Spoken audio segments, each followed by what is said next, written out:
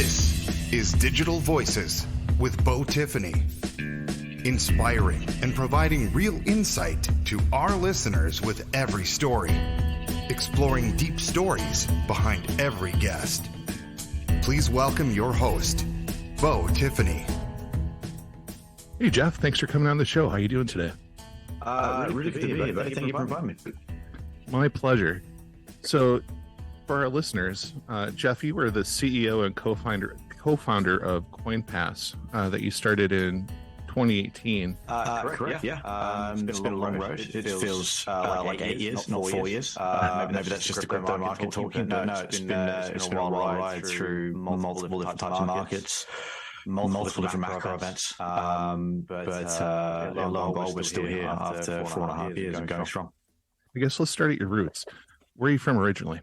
I'm originally from Australia. Grew up on a farm on the Gold Coast. Got into tech in my kind of late teens, kind of when I was about 20. Got my first ever tech role, and I was on the infrastructure and cybersecurity team at a casino and hotel on the Gold Coast. And I used to work between all the different casino sites all over Australia for about 5 years. So kind of dove very deeply into the deep end of tech and infrastructure and security, and I still to this day hold 3 casino licenses in 3 different states. So if I sneeze on anyone in Australia, the Australian Federal Police will know it's me. So how did that career path present itself to you? Really interesting. I mean, I've always tried to be in rooms with people that are either wealthier than me or smarter than me. They say if you're the wealthiest person in the room, you're in the wrong room, or if you're the smartest person in the room, you're in the wrong room. So when I was at high school and trying to get university, I couldn't get the grades necessary, so I wanted to just work and level up and work with some really good people, and basically had more of a hustling attitude when I was very young to work as hard as you can up to a point, and then you try and level up.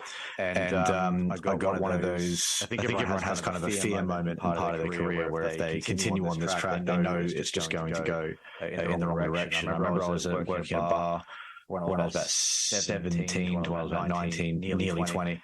Younger than that, actually. I'm trying to do the math now.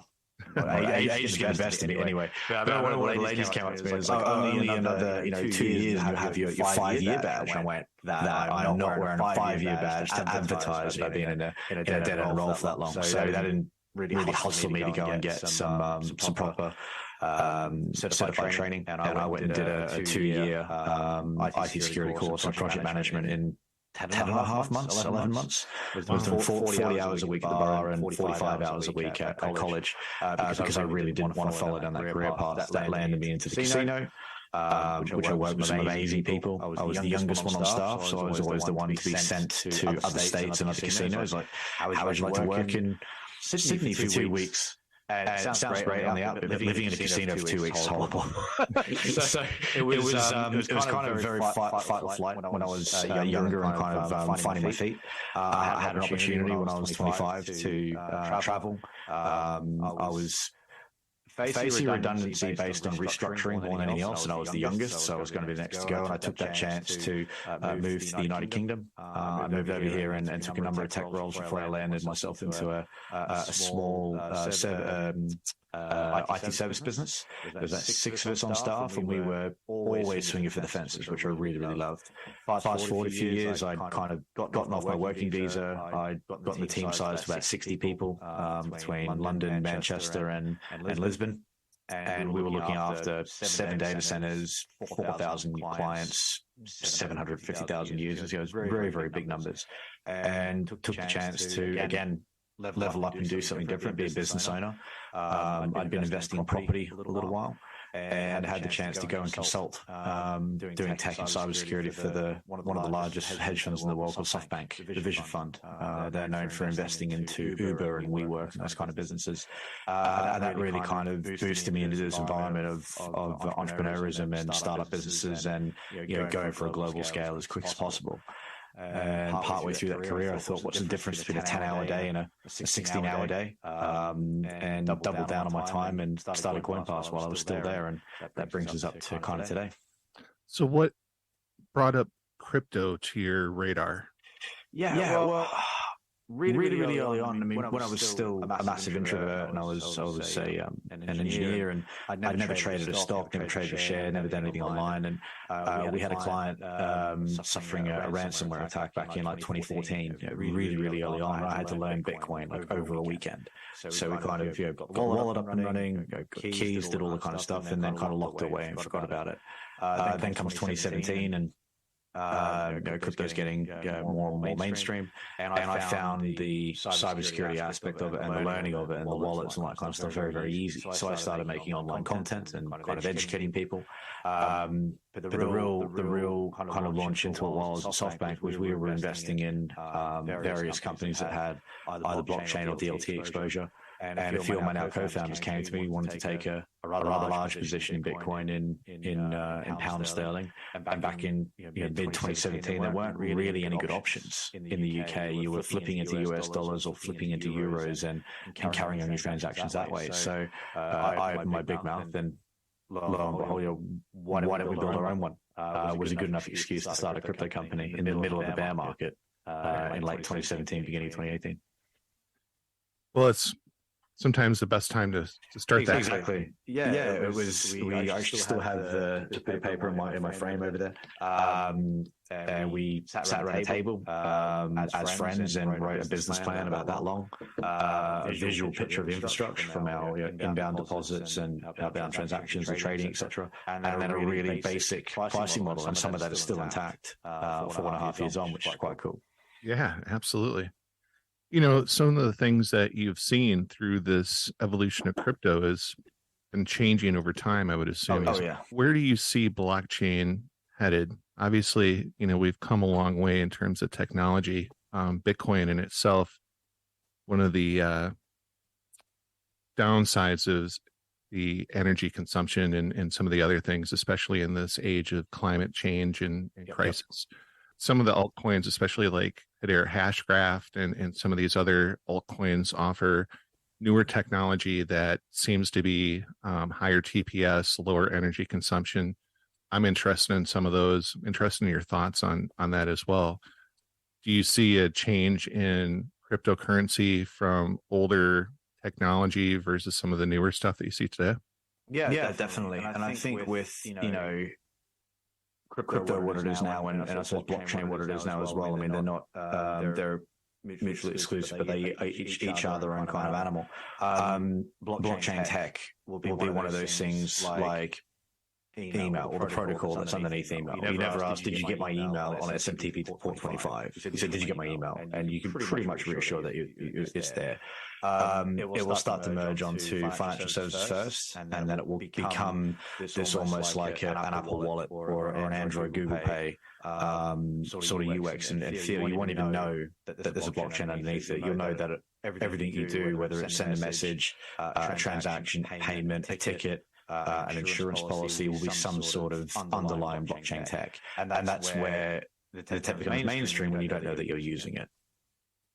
In terms of different currencies and stuff, or different, we call it different blockchains or use cases, I believe there's going to be like a best in fit for different applications. The whole store value of Bitcoin, it's kind of yet to be challenged. So that's always going to be there. The more mainstream adoption it attracts, the more markets that trade off it. I see a real opportunity in the next kind of 5 to 10 years where it's used as a form of maybe not reserve, but at least collateralization or settlement between counterparties, because you don't have to do a proof of funds. You show me the wallet that you control. Show me that you're in control of that Bitcoin. And it's pure supply and demand issue, even now, when it's only 12 years old. But when it comes to payments, there are way better solutions in Bitcoin. When it comes to supply chain, there are way better options than just Ethereum. So I believe different applications like internet hosting providers, there'll be a slew of options there for people that want to issue some sort of service with the DLT layer and allow those users to be not just self-sovereign with their assets or their transactions or their security, but there'll be a user experience revolution that has to go with that, because right now it's still a bit too techy. The loss of funds is still very, very high, and we need to have it as simple as a retina scan or a fingerprint in order to unlock or recover. But we're getting there. Getting there. Yeah, the technology's come a long way. Definitely. The other thing that needs to catch up is regulation. I agree. And in your position, I think you probably have more insight on that than anybody.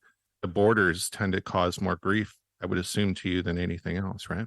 Yeah, I mean, the borders are blurred straight away. And the regulators know this. They know that no blockchain is, GDPR compliant, i.e., the data sharing and the data available on there for public transactions and transparency. You can't really control that. What you can control are the companies that are doing the offerings inside their host country.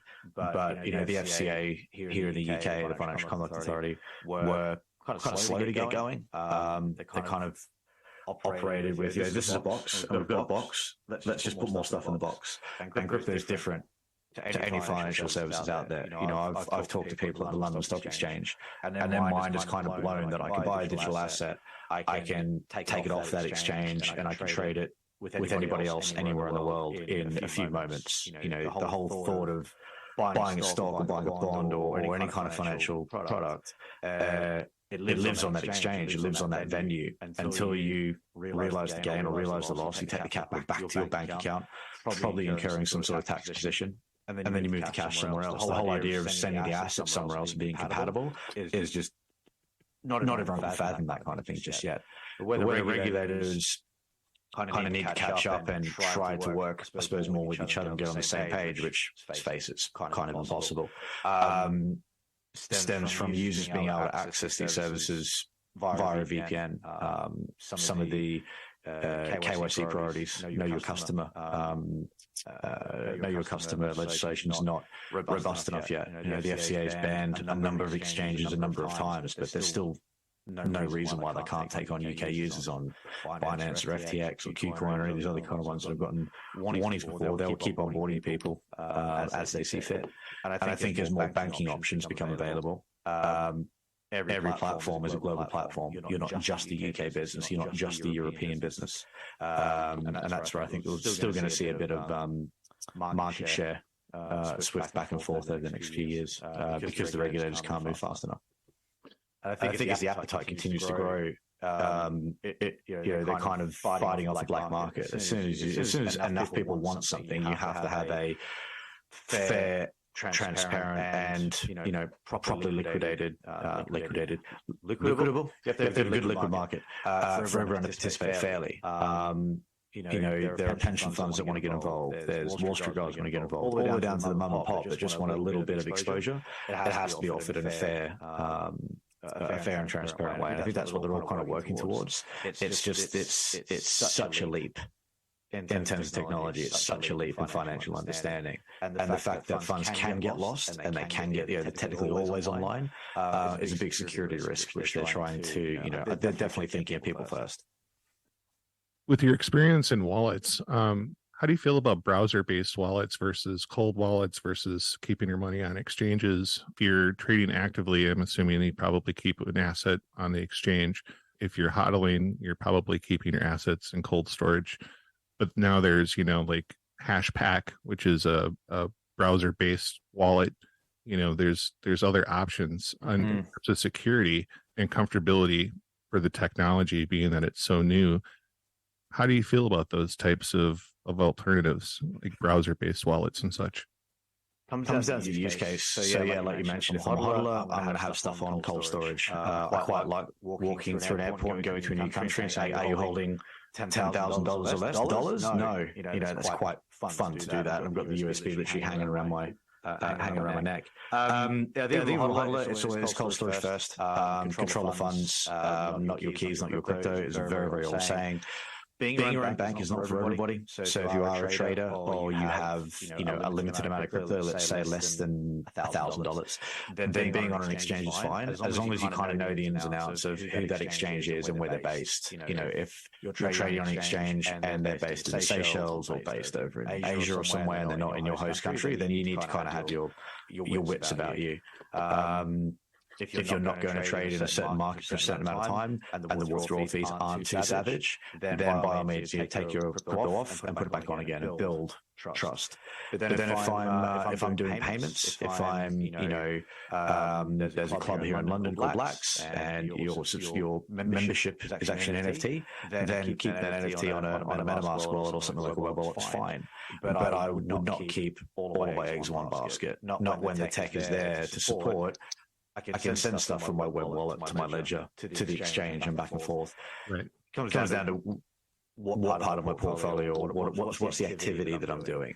And I think with how much choice there is, I can choose my level of security. How do I need it on my phone and on my browser, or do I need it locked away in my office or safe deposit box? And I think knowing the difference and the benefits of each of them, I think everyone can participate with a bit of know-how. It's very normal now for us to have up to 4 or 5 bank accounts, 2 credit cards, and sending funds in between it is very, very easy. Crypto and blockchain wallets, etc., are exactly the same thing. One of the nice things about Coinpass is the ease to use of the utility itself. For mobile and web, the majority of our traders are on the web interface, and the mobile we've kind of approached as a more easy everyday option. So you can see the value portfolio, you can see the tokens on there, you can send and receive. We kind of want to give the people, our users, a reason to open the app every day. So we didn't want to have it a really hardcore trader or not enough information. We wanted to kind of find that balance in between. So we do have a new one coming out really soon, which we're kind of taking. Took a good look at the market last year when the market started to turn around, and kind of thought, what's really working for some and what's not really working for others. So some of the really, hardcore charting, lots of options, 60 million different tokens, etc. Very complex for a new user. But something along the lines of like what Crypto.com were doing and what Coinbase were doing, very, very popular mobile apps. So we kind of wanted to split our risk a little bit, and the people that are on web, I can't stay on web because they're traders. The people that want to open up every day and buy 50 quid a week, or send crypto to other exchange and friends and family on and off ramp, they tend to be our mobile users. So we can cater to both type of user types. So that comes down to what markets are you able to cater to with your geographical location? So their geographic location and obviously licensing is very tough. We're not based in a non-regulated part of the world. Financial services in London is as old as the empire itself. So we have an FCA license here in the UK. There's about 30 companies that have the same as us, so not many, as you would agree. That allows us to obviously do business here in the UK, but we can passport out to the EU. We just can't do advertising. So because we don't have licenses in individual countries, but we can onboard European users. So we're available at 36, 38? I have to go check the list. 36, 38 countries and Crown territories. We support basically all of our pairs, all of our crypto assets, which is about 22 at last count. For pounds and euro, so you can trade pound into Bitcoin, pound into Ethereum, and etc. We have all UK-based banking, probably one of the fastest of any of our competitors because of the banking relationship we have.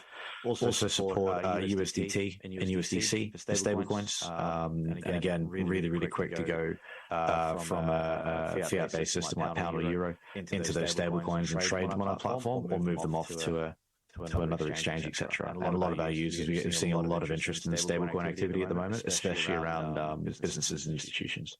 Yeah, well, with the volatility of the market, a lot of people are moving their money into stablecoin right now. Yeah, exactly.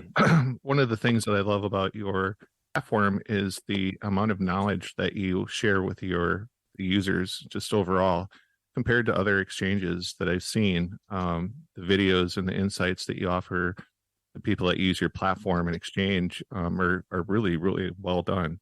With that thought in mind, how are you looking at this bear market? I would assume that you agree that we're in a bear market finally, right? Oh yeah. I mean, it's been downhill since last November, and the numbers don't lie. I mean, each previous bear market has been roughly kind of 12, 13 months. So we should hopefully, never know, start to see a turnaround this year in maybe December or January next year. That'll be a very nice birthday present for me if we start to see some positive sentiment. But also this bear market is different to any other. We didn't have two major systemic collapses within months of each other. First it was Luna, and then it was Celsius and the BlockFi guys and Three Arrows Capital, all that kind of stuff. At the same time, inflation is crazy, and at the same time, war is on, which everyone kind of forgets about as well.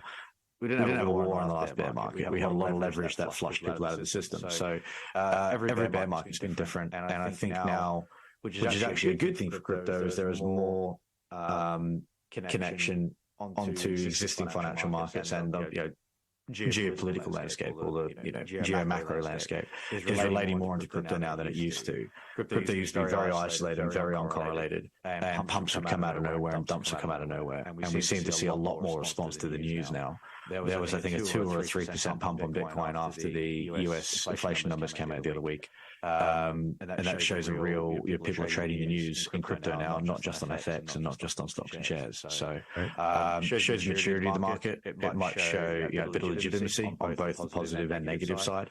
But I think as more liquidity comes into the market and it's used for payments and used for store of wealth and trading and whatever else it's going to be, and more applications and more regulation, it will slowly over time take its place as a trusted asset class. What do you see in the next 5 years? Next 5 years, really good question. Get this one a little bit. Use would definitely use more for payments. We're seeing a lot more interest in that now. A lot of the clients that we attract here in the UK have clients that want to pay in crypto. So it's like the driving force for these institutions and these businesses are their clients, and if they don't offer it, those clients will go elsewhere. And these aren't just your fish and chip shops or your small businesses. These are like law firms with like 200 partners, and they represent hundreds of crypto firms in the BVI all over the world. They choose a London-based firm because of the prestige, because of the skill set, etc. But they want to pay for their $10,000 a month retainers in stablecoin. They'd be able to accept it on a properly registered and regulated platform, onto a good custody platform that's not going to lose it and run away with it, and get it back into those bank accounts same day or faster. So the institutional side of it will grow in payments, I think. A lot of these firms get their yield from stablecoin. A lot of them are also asking, well, as soon as we do that, what else can we do? So they're really looking at the next step. Can this firm start to take a position of its corporate balance sheet in crypto? Like, yeah, of course you can. It's your funds to trade. They're very interested in staking, on-chain staking, not like black box kind of CeFi stuff. So there's genuinely an interest there to engage with the crypto sphere from a payments perspective, and then a treasury building perspective, and then as a extra revenue stream, which is really, really healthy to hear. And these are law firms, property firms, accountancies, all kinds of things like that. We've got out in Westing, we've got a Duke that has like 4,000 acres of land that does Ethereum mining, or used to do Ethereum mining.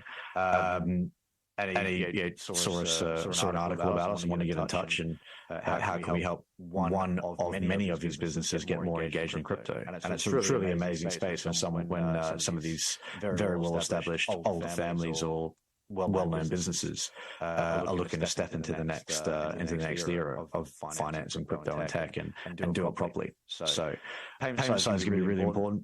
Bitcoin sentiment is going to be hopefully even better. The more Bitcoin is mined and stored and left to hodl, I think we'll start seeing new business models that incorporate Bitcoin specifically. I remember reading an article of a firm in Miami, I believe it was, in the US, doing 100% mortgages backed by Bitcoin. I think it was $250K minimum, and you would literally lock that Bitcoin into a wallet. You'd have a key, the lawyer would have a key, and the mortgage issuer would have a key, so the Bitcoin can't move, and you basically get 100% mortgage on a bricks and mortar asset.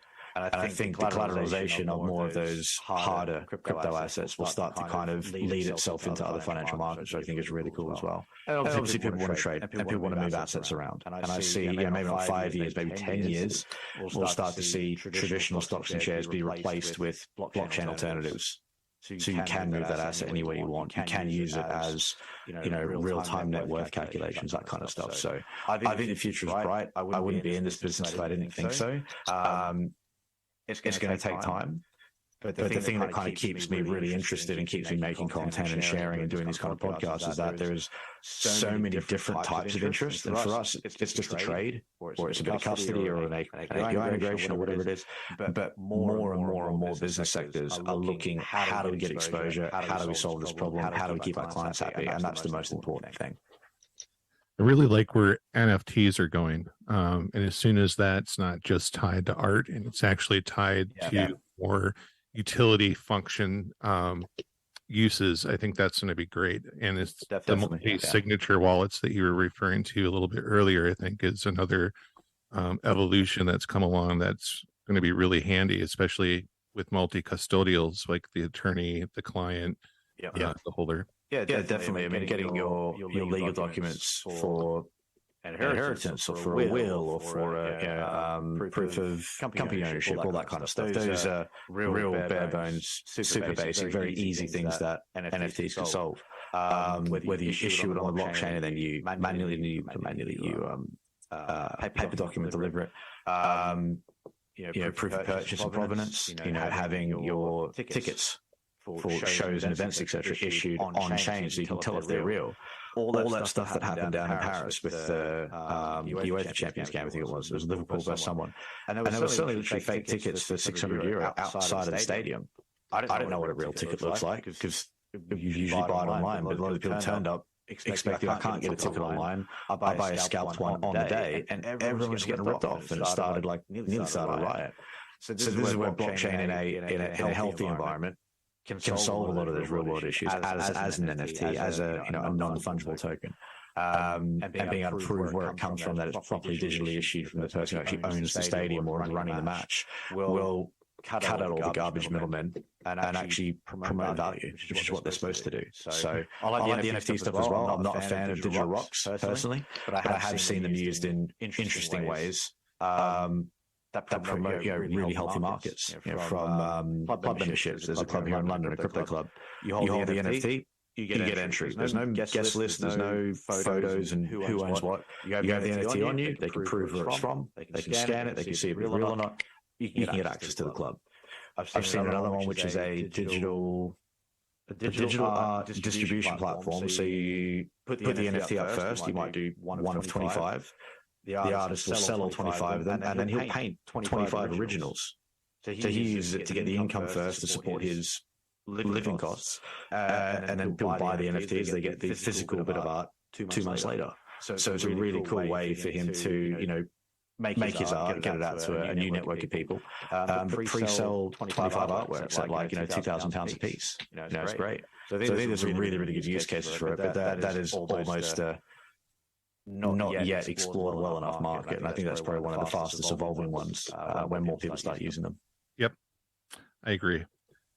Any projects that you're working on currently that we can promote for you?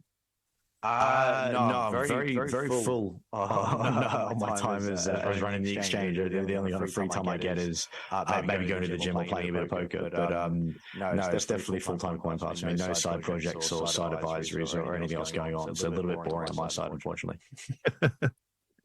Getting back to those fundamental pillars and things like that, one of the things that I like to ask, especially successful guests with a drive, do you have to schedule time for yourself and time for family? Because life can be so busy sometimes. How do you stay structured so that you keep balance? Yeah, definitely. Definitely on the getting a routine, being organized, time to say no. Definitely time for family, definitely time to put the phone away. So I try to get up at kind of 7 a.m. in the morning, trying to hit the gym every day, even if I don't lift any weights. I might just, go through some backlog content or something like that on the treadmill, the bike, or whatever. But being active every day is definitely key. I find it actually gets my creativity moving a little bit. So for an email campaign we could do, or a new video, or a problem we have that we're trying to work out, or something like that. Healthy exercise, getting outdoors, fresh air, trees, all that kind of good stuff. Definitely essential. We're not indoor animals, we're pack animals. Scheduling time for lunch, trying to have the same lunch routine every day, or a dinner routine, or whatever. It's just a fixed time. It doesn't move. media's can't intervene with it. People know when they can call me, they can see it in my calendar. So I try and promote a lot of transparency inside the business. When I'm approached and when I'm not, I run office hours every other week for everybody as well. Everyone from support all the way up to our top management can access me when they need to during those office hours, but no other times. And then finding time to obviously do outreach and not just reach out to clients and check on how they're doing and how we can help them, but the social side and family side, try and get at least one dinner together in a social setting per month. On a weekend or an evening or a network event, doesn't really matter, but setting aside time to not just talk about business, but some of the other fun stuff that's going on. Everyone loves a good movie. Everyone loves a good trip. Where are you going next? So definitely setting aside and having a routine is kind of the core of it. And then saying no to business stuff every now and then to let yourself live a little, because today's a gift, tomorrow's unknown. You've got to make the most of it. Absolutely. Things must be a little crazy over there with the Queen's passing, I'm assuming. Yeah, I've not been into London this week at all to avoid it. But I have seen it on the TV a few times. It's been a very, very busy time. A lot of stuff is closed due to mourning and stuff like that. So it's something that obviously was going to happen eventually. She was like 96 or something like that. But definitely caught everyone off guard. And it's been a very, very wild time on the news and everything else. The market's pretty isolated from it. But a lot of our counterparties or a lot of our clients have been off for a while. So some people's business is halted, but in crypto it's 24/7, 365. So I was curious about that. That's why I asked. Never stop. Well, Jeff, hey, I appreciate you taking the time with me today. I appreciate the insight and talking with you and just going over the crypto world in itself. It's been a pleasure on my behalf. No, thank you very much for having me. It's great to talk, and maybe we catch up again in the middle of the next market when everything's a bit brighter and a bit green, and we've got some positive sentiment. We can do a little bit of a comparison. Yeah, I absolutely love that. All right, well, you have yourself a great day, and we'll talk again soon. You too, Ray. Thanks for the time, and everyone, thanks for listening. This has been Digital Voices with Bo Tiffany, exploring deep stories from real-life guests with real-life experiences, providing insight to our listeners with every story. Stay up to date on future podcasts by bookmarking Digital Voices with BoTiffany.podbean.com and follow Bo on social media by searching Digital Voices with Bo Tiffany. Have an idea for a future story? Send your idea to acrmadison@gmail.com. Until next time, grab life by the horns and keep inspiring others.